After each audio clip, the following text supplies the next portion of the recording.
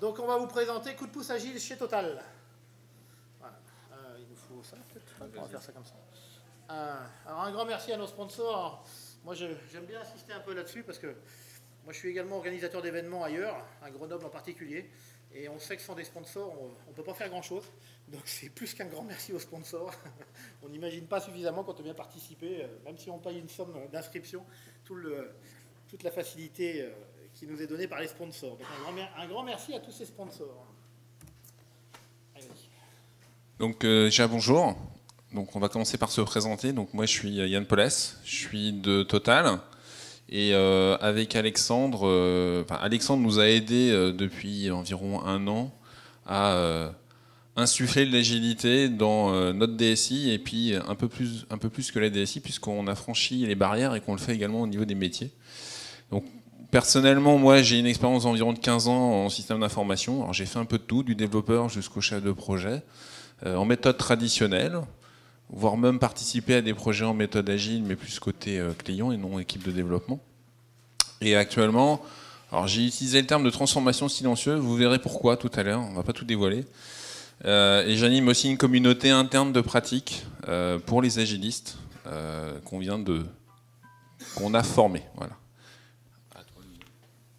A priori, moi sans micro, on m'entend d'habitude. Donc on va éviter le changement de micro. Donc moi, ça fait 23 ans que je suis dans le monde du logiciel. J'ai découvert l'agilité il y a 8 ans parce que je travaillais chez Yahoo et puis j'étais en charge de la promotion de l'agilité au niveau international pour Yahoo, donc formation et accompagnement d'équipe en Europe, en Asie, en Inde, en Amérique latine. Puis j'ai créé ma structure Agile2You il y a 3 ans maintenant et puis je suis membre de différentes organisations, dont le French Hug qui organise le Scrum Day. Et je suis basé à Grenoble, c'est pour ça aussi que je suis président du club Agile Rhône-Alpes. Alors maintenant, pour vous expliquer un peu plus dans le détail comment on en est arrivé à des coups de pouce chez Total. Alors juste pour donner des éléments de contexte, chez Total, dans la branche dans laquelle je suis, donc Total est un peu grand, il y a différentes branches. Je suis dans une branche qui s'appelle Supply Marketing. Et dans cette branche, il y avait historiquement, depuis 2009, un intranet méthodologique qui était à destination des équipes projets, tant métier que IT, et qui présentait un ensemble de bonnes pratiques sur les projets. Alors basé sur une approche totalement waterfall, je vous le dis tout de suite, et on a déployé cette solution-là en fin 2009, courant 2010, et en 2011, on a voulu faire une première boucle d'amélioration après un certain nombre de constats et de consolidation et de retour en fait des utilisateurs de la méthode. Et je vous ai mis une photo qui est un peu une déraille parce qu'en fait, quand on a démarré ce projet, on a intégré comme thématique dans ce projet de nouvelle édition de la méthodologie comment développer l'agilité dans les projets. Et clairement, nous ne savions pas vers où nous allions aller. Y avait-il une seule voie possible? Est-ce qu'il fallait abandonner le waterfall et basculer complètement sur de la méthode agile? Est-ce qu'il y avait plusieurs voies possibles, des voies parallèles, des voies qui allaient peut-être se regrouper après par la suite? À la base, on ne le savait pas. Donc on était un peu dans une marche vers l'inconnu, je dirais. Et cette image-là, je trouve qu'elle symbolise assez bien l'état d'esprit dans lequel on était. On savait qu'on voulait aller vers l'agilité, mais comment, on ne savait pas. Alors voilà, l'idée c'était de vous présenter un retour d'expérience, peut-être pas très classique, avec voici ce qu'on a fait, qu'est-ce qu'on a fait, etc., etc. On a plutôt une espèce de boîte à outils. On a utilisé des pratiques agiles un petit peu partout, dans des contextes où on peut imaginer naturellement d'en mettre, et peut-être dans des contextes où on imagine moins d'en mettre. Donc on vous propose un peu ce retour d'expérience comme une boîte à outils, piochez des idées, piochez ce que vous pouvez réutiliser, piochez ce qui vous intéresse. Dites-nous si quelque chose ne vous paraît pas sensé, ça nous intéressera aussi, peut-être plutôt à la fin, mais c'est des feedbacks, c'est toujours très intéressant. Voilà, donc des coups de pouce, un logo. Et on va démarrer par un logo. Alors pourquoi un logo? En fait, on s'est rendu compte que... Alors ça, on ne l'a pas découvert tout de suite. Le logo, il est arrivé après, bien évidemment. Mais il était nécessaire d'avoir un élément visuel qui permette aux gens de se repérer par rapport à ces fameux coups de pouce, dont on va vous présenter tout à l'heure le résultat. Le projet en question de mettre de l'agilité dans la méthodologie, il s'inscrit aussi dans un projet un peu plus large, qui est un projet agilité à la DSI. Alors ça couvre pas que les projets, ça couvre d'autres aspects. Donc c'est pour ça qu'en fait, on a créé un logo où on reprend le nom de la démarche agilité dans notre DSI, et on a intégré le coup de pouce comme élément, on va dire, visuel, qui permet aux gens de se raccrocher. Voilà. Un petit côté ludique, c'est toujours intéressant quand vous voulez faire la promotion de l'agilité. Il ne faut pas que ça soit trop austère. Là, voilà. Alors, je vais présenter ça. Alors, voilà une image, en fait, de notre intranet méthodologique. Alors, c'est juste pour vous montrer un peu comment on a attaqué l'angle de vue des coups de pouce. On s'est dit, mais est-ce qu'il n'y a pas manière également, dans une méthode traditionnelle, de rajouter dans des activités d'un déroulé classique type waterfall, un angle de vue un peu décalé, différent, pour arriver en fait au même résultat. Et en fait, on a ajouté sur un certain nombre d'activités un fameux coup de pouce agile. Alors ce coup de pouce agile, il est facilement identifiable, puisqu'en fait, là ce que vous voyez, donc on voit un ensemble d'activités d'un projet. Là, on a développé, on va dire, le thème construction du SI avec toutes les activités à mener pour construire une solution informatique. Et les personnes, en fait, en déplaçant leur souris, si sur cette activité-là, il y a un coup de pouce, le pouce va apparaître, c'est pour ça qu'on voulait entourer en rouge, et quand ils vont enlever la souris, il disparaît. Et ensuite, s'ils veulent aller plus loin dans le détail, ben, il leur suffit de cliquer sur l'activité, et ils ont ce type de représentation. Donc dans la partie gauche et la partie supérieure qui n'est pas entourée en rouge, c'est ce qu'on a habituellement sur les autres activités. C'est une description de l'activité en question avec un rappel de qui fait quoi, entre le métier ou entre la DSI, voire ses fournisseurs. C'est un ensemble de bonnes pratiques IT et métiers à mettre en œuvre. Et ensuite, dans la partie supérieure, dans certains cas, il peut y avoir des modèles de livrables que l'équipe projet peut utiliser directement. Et nous, ce qu'on a souhaité ajouter, c'est petit encart rouge. Alors, il n'est pas rouge, je l'ai entouré volontairement pour que vous l'identifiez. Le principe, ça vient compléter la partie de droite, avec par contre un éclairage totalement décalé par rapport à ce qui se passe habituellement. Donc là, on est clairement dans une logique, on est sur une activité qui a la formalisation des besoins. Vous savez très bien qu'en méthode waterfall classique, on va aller voir les utilisateurs, on dit on veut tous vos besoins, de manière exhaustive, complète, et surtout vous ne les changez pas. Là, on a volontairement voulu ajouter la possibilité, déjà, on a le droit, sur un gros spa de spaghetti, d'en faire des petits. Et de commencer peut-être par le premier plat et d'aller plus loin dans le cycle. Donc c'est un peu l'esprit. Et on a même introduit dans certains cas des livrables, des nouveaux modèles de documents. On reparlera de la charte projet tout à l'heure, donc vous verrez. Alors c'est plutôt une approche empirique, si je veux coller un peu à l'agilité, puisqu'on va apprendre en faisant. L'idée, c'était de ne pas faire une rupture totale et de passer complètement à des méthodes. L'idée, c'est de mettre en place des choses, les faire et mesurer dessus et construire dessus. Donc là, on est tout à fait dans une approche empirique avec feedback. Voilà cette idée. Elle a des avantages et des inconvénients, comme toutes les solutions qu'on met en place. Mais voilà la première idée. Alors ça, c'était un peu lié au processus. Après, on a fait des choses un peu différentes. Et par exemple, il nous a fallu faire le processus et il a fallu étudier chacune des étapes du processus et regarder où on pouvait mettre un coup de pouce. Tout de suite, moi j'ai proposé assez rapidement, parce que j'ai du mal à travailler différemment, un management visuel. Et dans ce management visuel, on a mis tout ça sur le mur, donc on avait déjà tous les processus. On a identifié chacun des processus sur lesquels on pouvait faire quelque chose, mettre un petit coup de pouce agile. C'est là où il y a une petite pastille. La couleur de la pastille dépendait de la charge de travail qu'on imaginait pour mettre le coup de pouce dans ce processus, sachant que c'était jaune le plus simple, bleu et puis rouge. Et après, on a travaillé par demi-journée et on a estimé, on a dit que jaune c'était 1,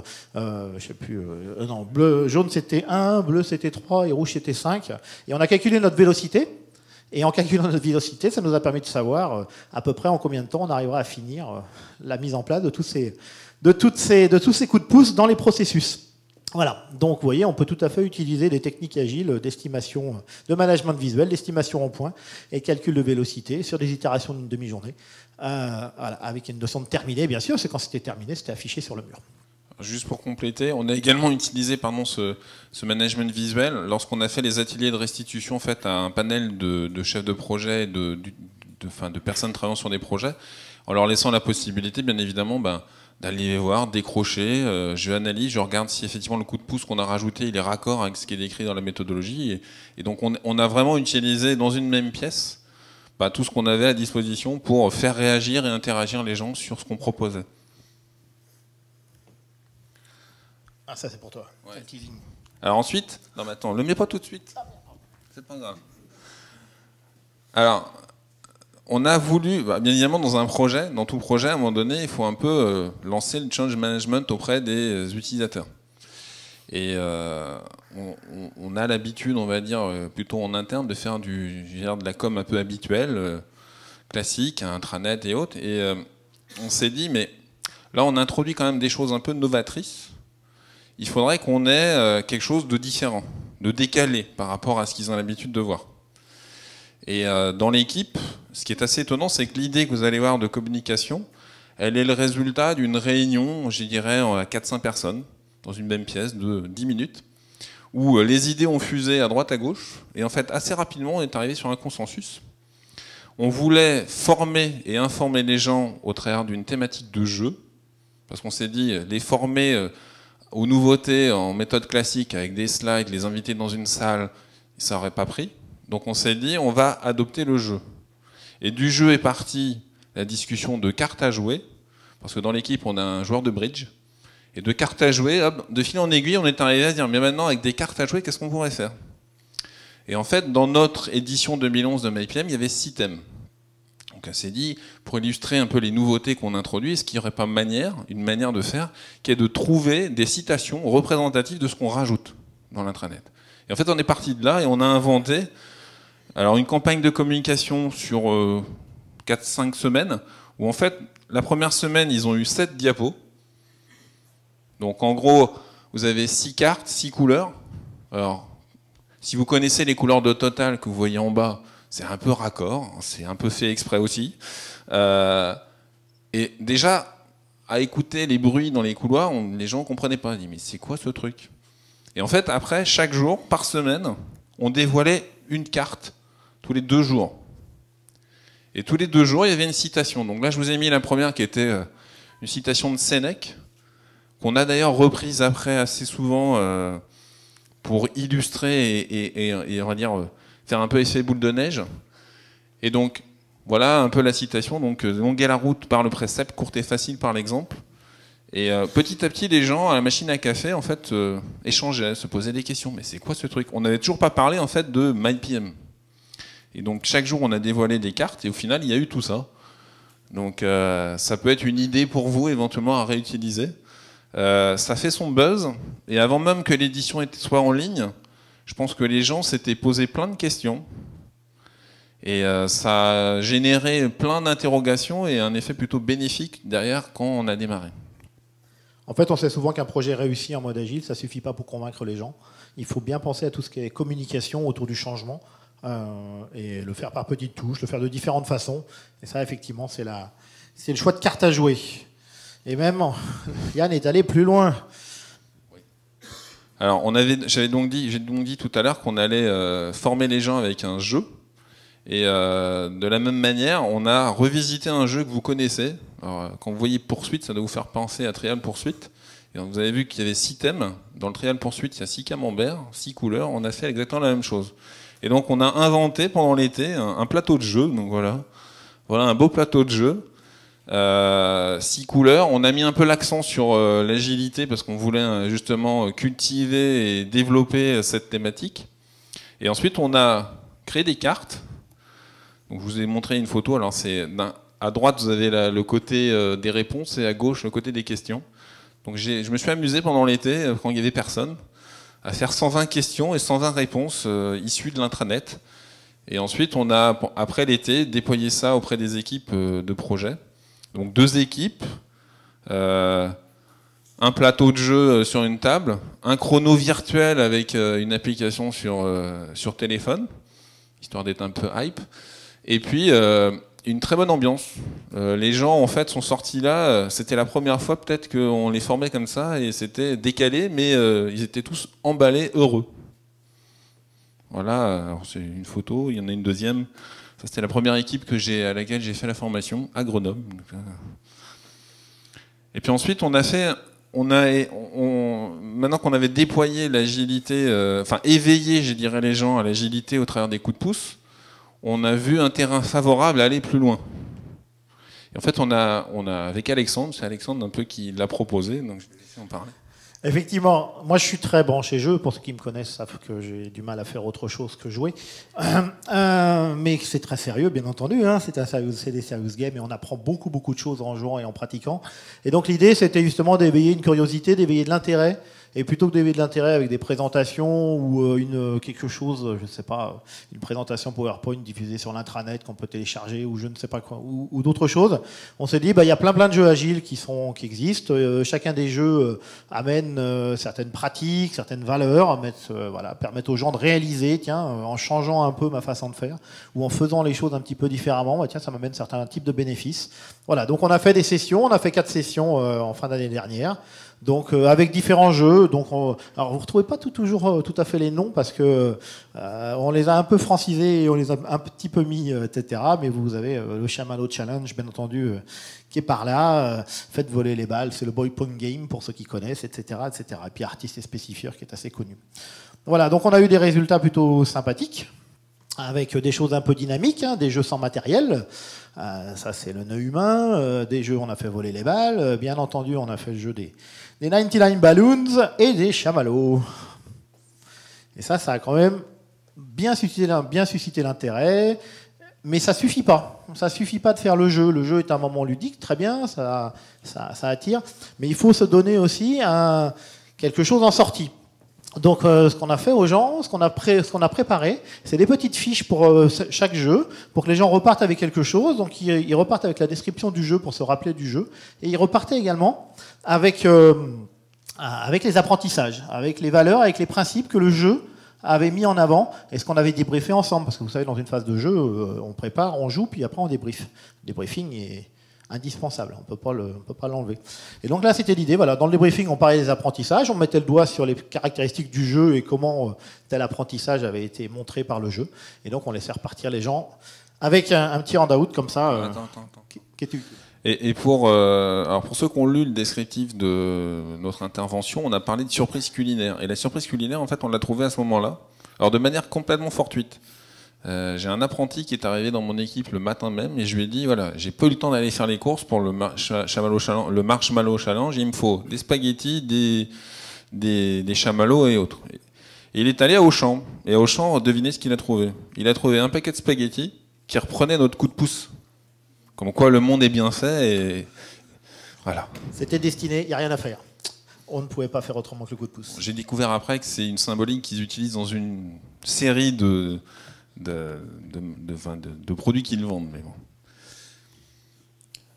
Alors ensuite, nous, pour former des utilisateurs, on a passé à Alexandre en fait une commande, je dirais, un peu innovante et inhabituelle, parce qu'en fait, habituellement, quand on forme les gens à la méthodologie de projet, on regroupe pendant 2 jours des gens du métier et des gens de l'informatique.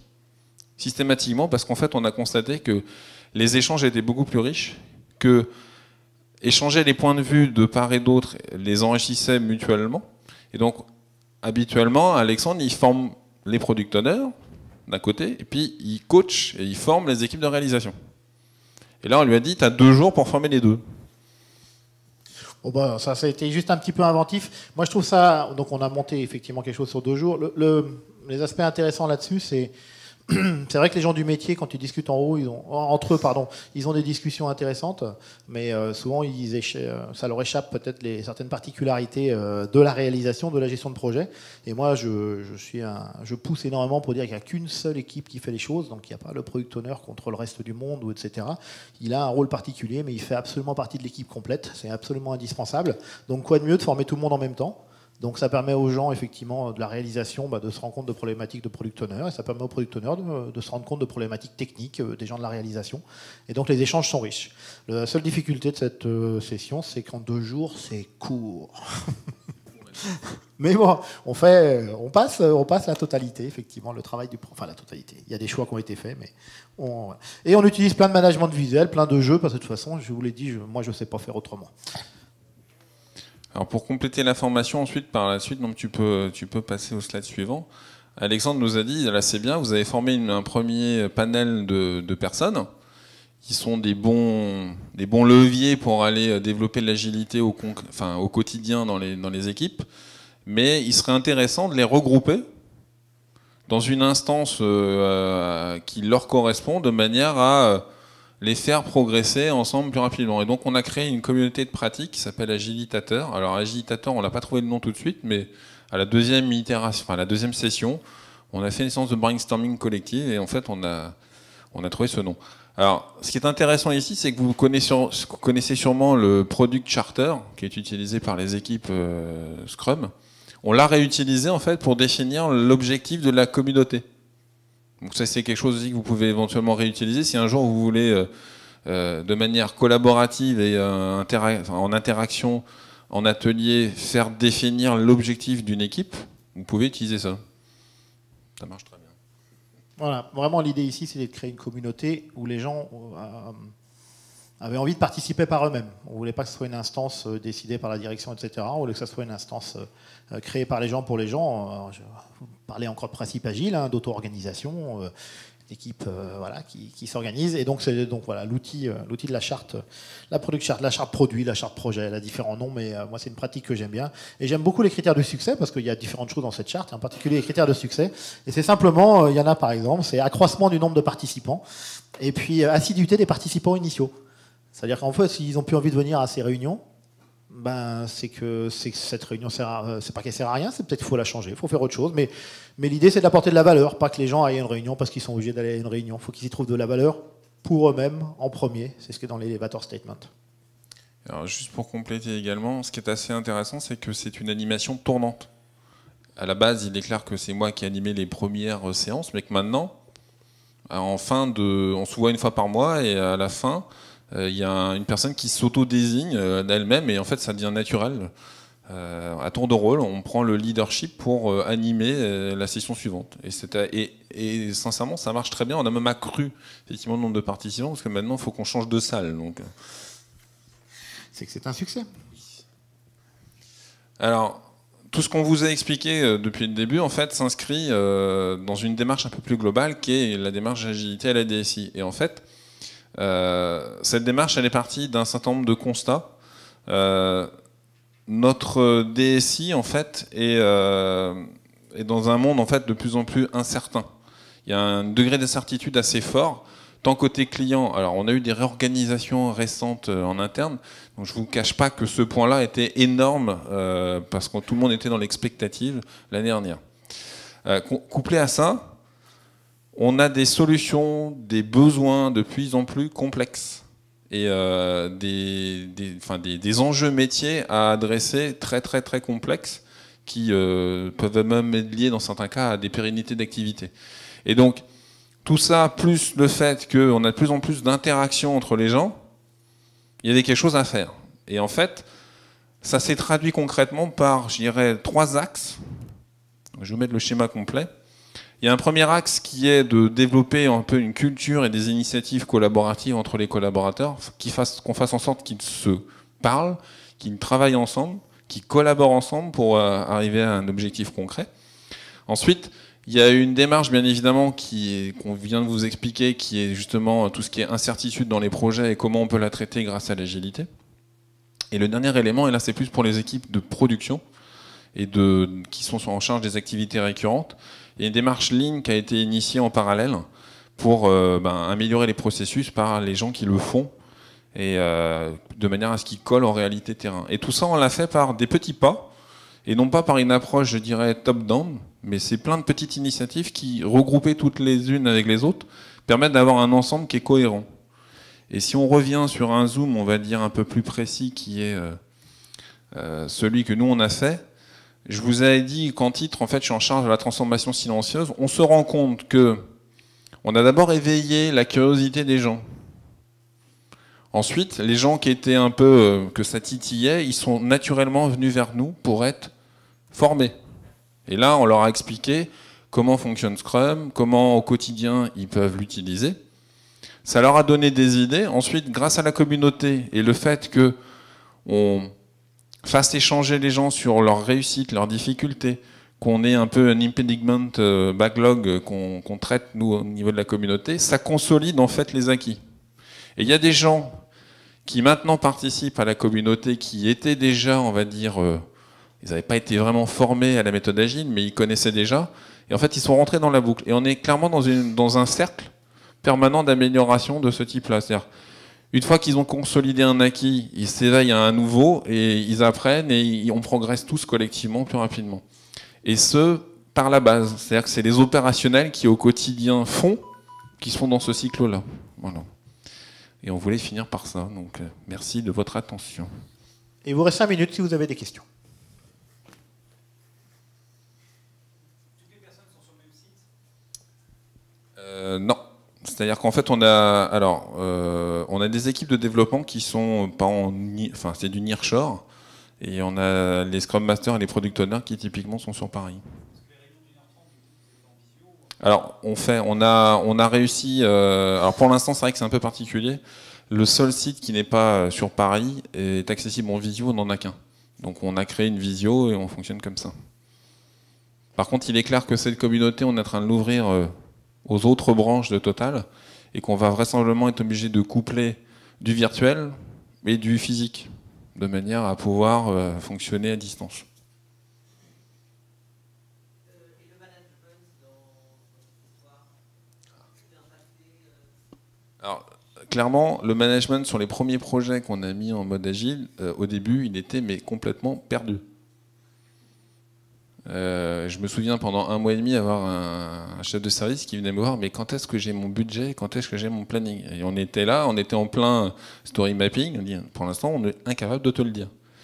Et en fait on l'a embarqué, on lui a expliqué un peu la mécanique, et arrivé à un certain moment, en fait on a emporté l'adhésion, et maintenant elle pose plus aucune question. Elle laisse faire l'équipe, parce qu'elle voit que le résultat avance, que le client est content, que pour l'instant on est dans le budget et dans le délai. Et donc elle laisse faire.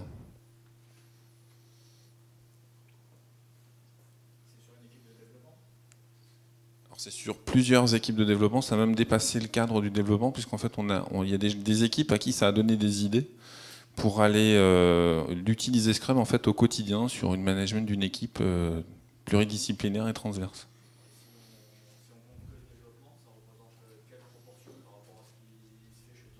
Alors c'est pour l'instant assez marginal. On n'en est qu'au début.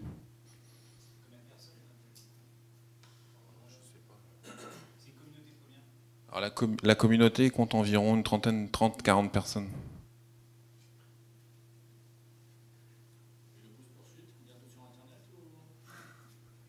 Bah, il faudrait que je paye des royalties à nos amis de... Je sais pas, je crois que c'est Nathan, je sais pas.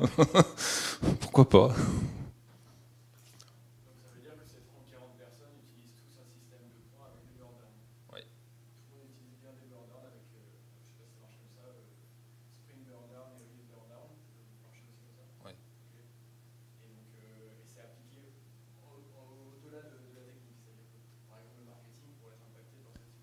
Alors je donne un exemple, il y a un service entier où ils sont 7 personnes, et jusqu'à présent ils travaillaient un peu en silo, chacun sur son projet sans se causer, même s'ils étaient dans le même bureau.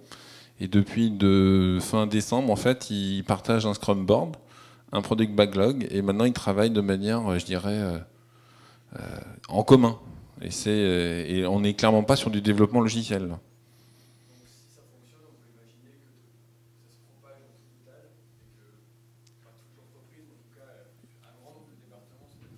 Mais pas trop vite, parce que moi j'ai besoin de missions qui durent. Bah, on peut l'espérer. Après, dire que tout Total va aller vers ça, je suis bien incapable de le dire. Jusqu'à quel degré on va aller, pareil. J'espère que ça va aller assez loin.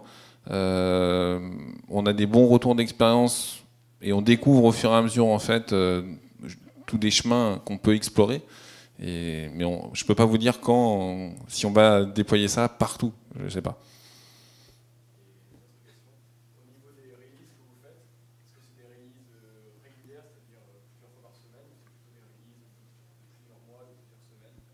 Alors on est clairement sur plutôt des itérations de 2 semaines, et avec une release plutôt tous les 3-4 mois.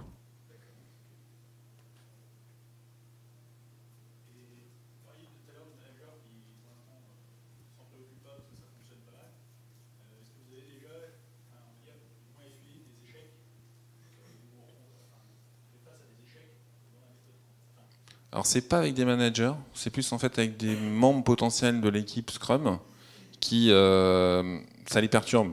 Ils ont eu l'habitude qu'on leur dise ce qu'on attendait d'eux et que derrière ils chapeautent un ensemble de prestataires. Alors on leur dit maintenant c'est plus comme ça. Vous êtes tous dans la même équipe. Et là ils sont complètement déstabilisés. Mais après il y a un accompagnement. Moi je coach les équipes, j'essaie de mettre de l'huile dans les rouages pour que on évite ce genre de problèmes. Mais il faut pas se leurrer. il y a des gens qui seront réfractaires. On ne va pas faire adhérer tout le monde. C'est inévitable.